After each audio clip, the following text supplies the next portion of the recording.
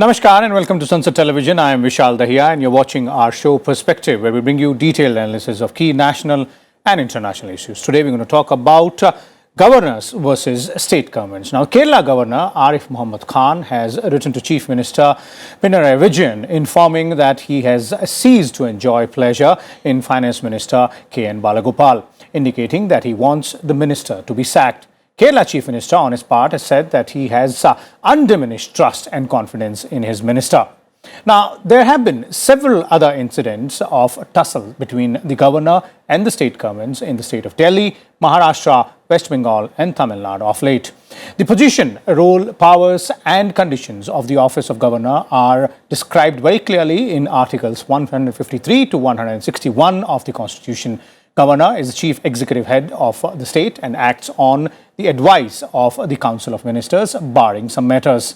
Being appointed by the President, the governor acts as a vital link between the union and the state governments as well. So in today's show, we will discuss and analyze all aspects of this situation. And for more on this, we're joined by a distinguished panel of senior journalists today. Let me first introduce them to you, beginning with Mr. K.V. Prasad and Mr. Sanjay Singh, who are here in the studio. Welcome, both of you, sir, in Sansad TV studios. We're also joined by Mr. Shyam Suman, the legal editor of Hindustan. Welcome to you as well, Mr. Suman. I'll begin with you, Mr. Prasad, and let's start by looking at this incident and looking at the perspective as well, because this is not the first time that there has been a tussle between the state government and the governor, be it the chief minister or any other decision taken by the government, legislative or executive.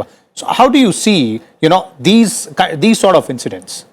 Well, I think let's look at it this way. The governor has a very certain position, as you already indicated. The constitution is very clear on the role of the governor as a person who represents the center. And in the center, and I say the President of India is his nominee there. And but the question is, over the last many months, we've seen this kind of issue where the governor has been flagging issues on which he thinks the state government is not acting strictly as it should act. So that, in his opinion, is what has been the issues. And on the other side, the government of the day, which is the CPM-led government in Kerala, has a very clear, distinct understanding of what they think they are doing, and they are doing it right. So that obviously has become a flashpoint. We remember, you just talked about Mr. K.N. Balagopal's speech, who incidentally was a member of parliament and in Rajya Sabha a few years ago. But the fact remains, if you look at it just prior to that, just about probably 4 weeks later, and that issue has still not reached any final conclusion, is his decision on certain vice chancellors. So the governor has come out very clearly. There was a court intervention in that, and I think November 3rd is the day for which this issue, and probably you can discuss it later. So this is an ongoing thing. There is an issue of fundamental understanding where the governor thinks he, in his role as governor, should perform the role that he, as a person, as a custodian of the constitution, representing the interests of the state government, again swears by the constitution. And the chief minister also stays with the constitution, and I think so that's why there's a clear positional issues. I don't know whether it's political, but certainly for CPM-led government, there has to be politics. Okay. Mr. Singh, the same aspect in terms of the tussle, the issues between the government, state government and the governor. And this happens on many occasions. It's not just recent past, but in the past also we've seen. And if you look at the last few years, then states like Maharashtra, where there has been a tussle on a particular bill and on a decision kept pending by the governor, or even states like Delhi, where there seems to be an ongoing tussle between the state government and the lieutenant governor. See, situations are different, but the vital question here is how do you perceive function and role of a governor? Governor has certain powers, authority from within framework of constitution. He is representative of the center, the president, in fact representative of president, so to say, and custodian of the constitution. Somebody who is looked up to as to see whether the state government is functioning as per the constitution or not. After all, you go to governor for various representations, the opposition party, even the ruling party members on occasions go to the governor. So far, so good. The problem is in whenever, this is not limited only to Kerala in this present context, but this has happened before. We are talking about Kerala. Since the governor is appointed by the center, he is perceived to be close to the center, whether or not he has been or he or she had been a member of that particular political party, the ruling party at the center. Also, the person on the chair, at the helm, the governor, as to who is the governor, different people perceive their role differently. And also the state government. The vital question is whether the governor is just a titular constitutional head of a state, or governor is a thinking person who thinks that role assigned by constitution, role assigned by different legal frameworks, whether he performs in accordance to that. Okay. In this particular case, the tussle arises because there have been instances where in the past where there has been conflict between Arif Mohammed Khan, the governor, and Pinarayi Vijayan, the chief minister, and his government. LDF government, as you know, is a government on its own, is an elected government. Arif Mohammed Khan, as we all know, is a thinking person who is widely read. I am sure he has read Constitution much better than me, for sure, other perhaps included in that.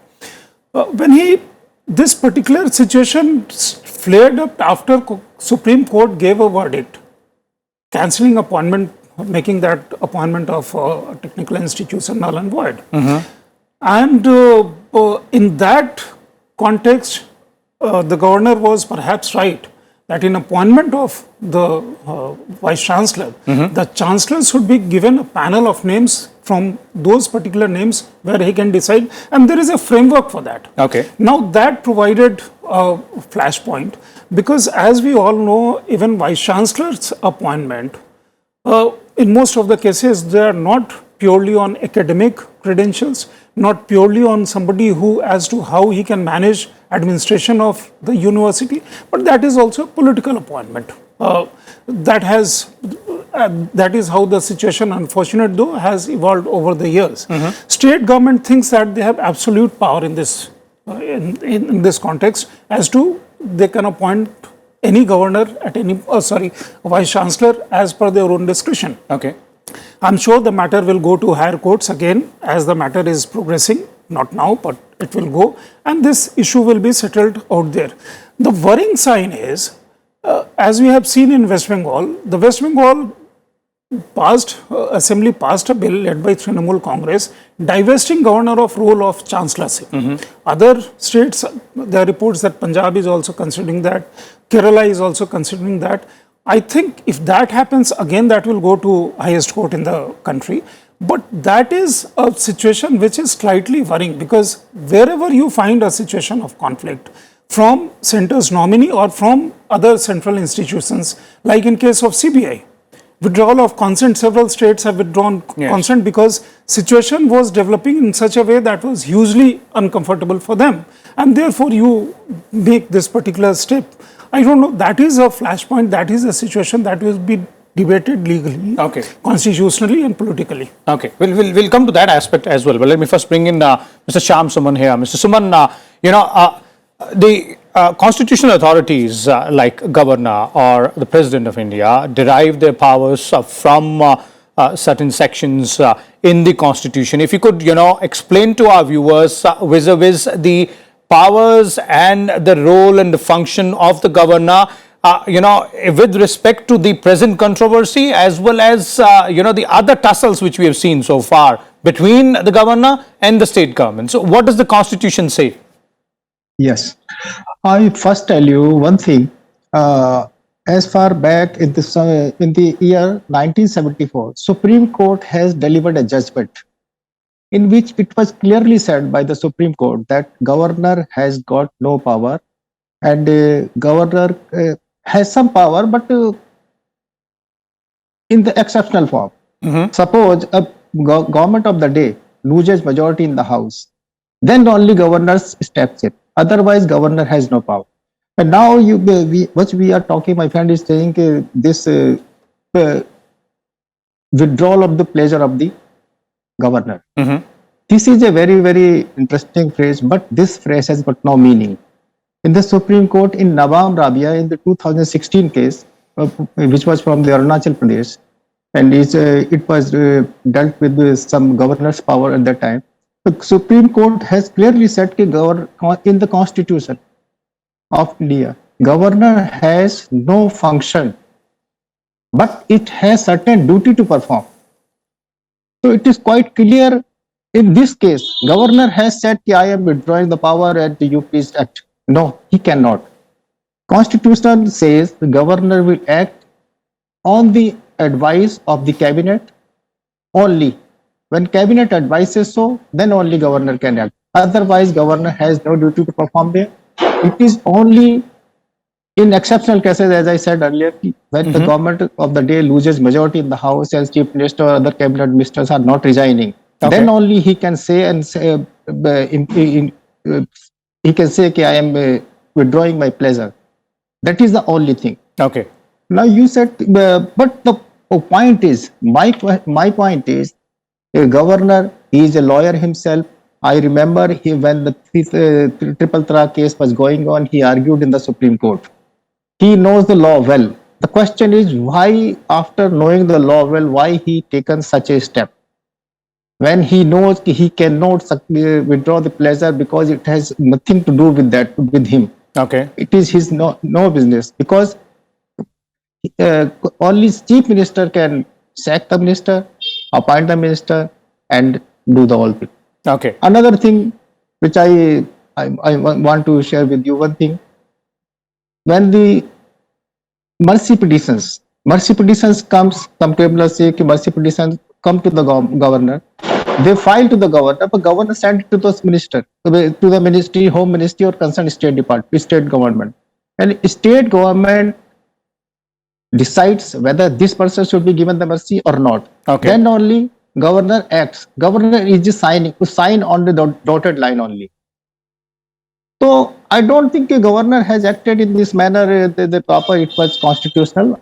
I dare say it was not constitutional. Governor should not have acted like this. He can, at the most, he can recommend. This minister is not upholding the constitutional duties, or he's not doing proper thing. Then only he can recommend to the chief minister. Okay. Okay. Withdrawing the pleasure at his own without advice of the government, I don't think it is. Okay. Okay. Fair enough. You made your point, Mr. Suman. And as far as that issue is concerned, of course, the constitutional experts and the courts will have a say. But coming to the other finer aspect of this larger issue, Mr. Prasad, state governments versus governors, and we've seen in the past as well that there have been differences of opinion on various aspects of the administrative issues.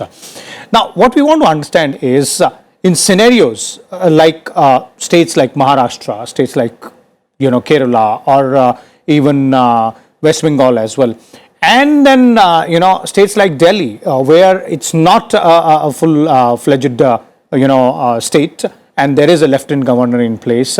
The division of powers is a bit different, isn't it? Yeah, I think for the purpose of discussion, we can keep Delhi aside. Okay. Simply because the lieutenant governor has different powers under the NCT Act of Delhi. And very recently also we had an amendment which Parliament effected. So I think the powers are different, very well defined, and the LG draws the powers from there. And there is a constant tussle, all of us know, for the last so many years between whoever the LG was, irrespective of the person concerned. But the government of the day of Aam Aadmi Party in Delhi has had series of issues that they were been talking about. So let's keep that aside. But in other cases, we've just heard Mr. Suman say, we heard my colleague here say, the governors, whatever are available in the constitutional book. I think the question of whether it is Maharashtra, I remember way back in 890s, there was a huge running battle between the governor of Tamil Nadu. That in that case, I think if I remember it right, Mr. Chenna Reddy was once very powerful Congress Chief Minister of Andhra Pradesh, and the then equally powerful and equally political personality called Jayalalitha. But eventually what happens, governments both at the center and at the state come to some kind of a understanding, and because the dignity of the offices that they hold, kind of sort out these issues and things are worked out. For instance, in this case of pleasure, as Mr. Suman was mentioning, okay, he may not have powers, but what has the governor done? By saying what he did, he's actually conveyed a message to the government of Mr. Vijayan that, look, you must act against this man for having said what he thinks was not appropriate or impropriety for the office of the governor. So I think that was a message. Now, you can always argue the manner in which if a thing was said, whether he can say or not say. Now, in normal course, what would have happened in such a case if a message was conveyed to the Chief Minister in some other form and fashion, let's say, I'm just giving a situation, the governor is taken as a sage counsel, suppose, and then some way is found out and probably the man is asked to whatever, the relief of responsibility. But in this case, it's become public, and I think there is some kind of a issue where now what we're reading about. Okay, now this is the administrative part, but there are legislative issues as well.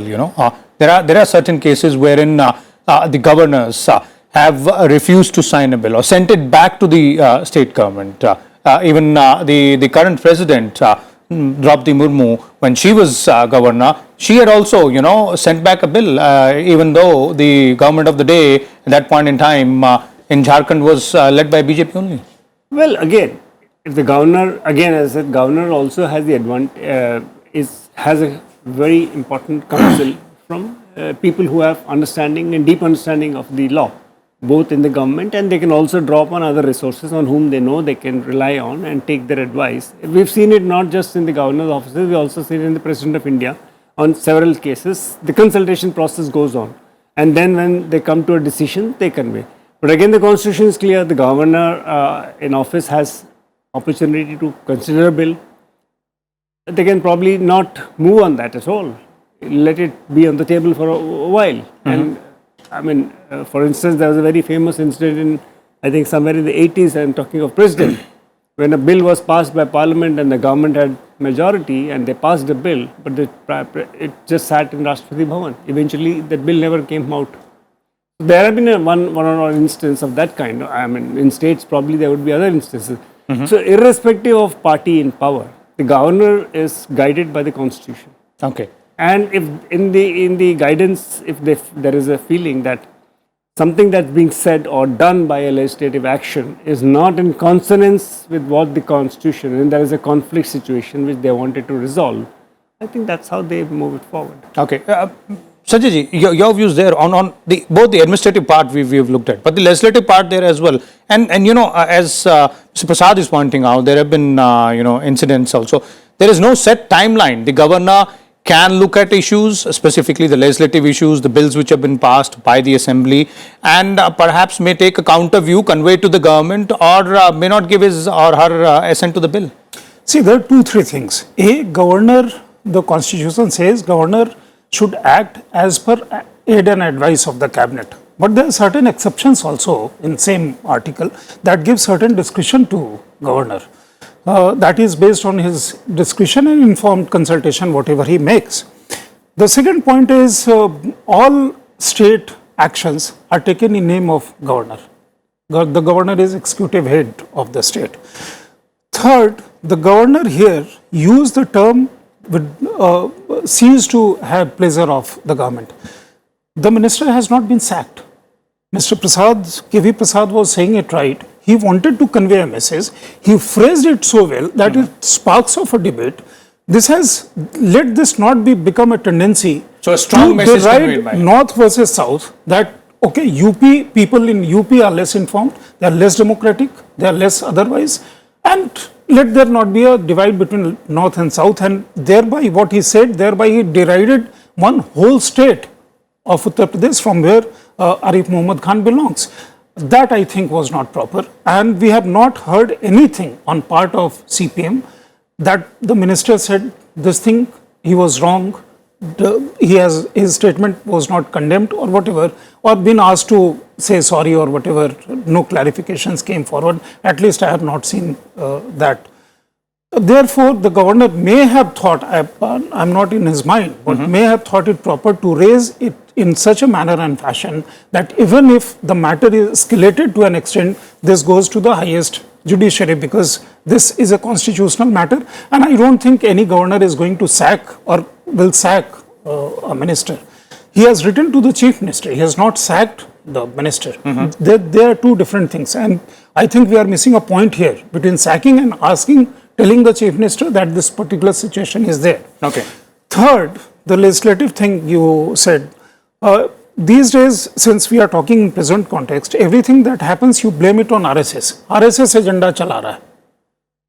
President Kalam was named by the BJP government, Atal Bihari Vajpayee government, and President Kalam returned a bill passed by Vajpayee government. What did you say? Mr. Kalam was acting as per some agenda. At least, as we all know, Mr. Kalam had no political affiliations. He had no kind of political intent to do anything. Just that he thought this particular thing was not in accordance with or in larger interest of whatever he may have thought. The bill was sent to him again and he signed wherever he signed out there. Again, if you divest the governor of chancellorship, to best of my understanding, that will go to the governor to become an act, or that will be sent to the president or wherever. The governor has to be there. So while talking about these things, it's very difficult to make a sweeping statement or one-sided statement.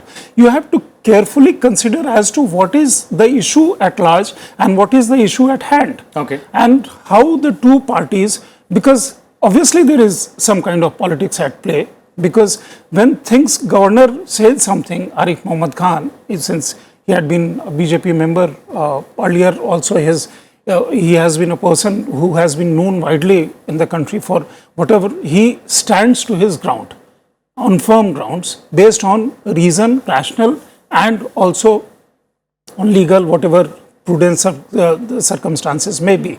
In this particular case also, he has some reason. He is standing to his ground.